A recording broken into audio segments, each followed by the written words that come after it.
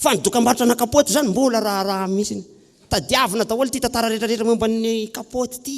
misy an'izany hoe rehefa mifankaty izy mivady iny izy misipa ozy izy le ray aman-dreny hoe indria rehefa miaraka misipa andry voalohany aleo izy manao kapoty aloha fa tena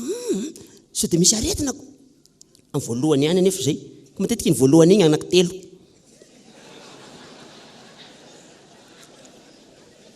ny kapoty nentina roa fotsiny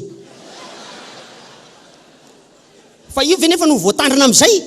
fa raha tsy maintsy ataony raharaha tsy hitatsony izy ty fa dia aleo ataony raharahanareo tsy maintsy ataony raharaha tsisy dikany zany le kapoty ny sasany ray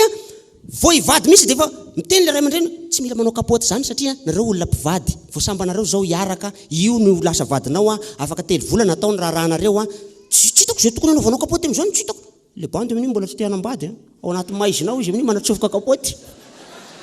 dia kitsofokitsofokitsofo vita amin'izay ny kitsofokitsofokitsofo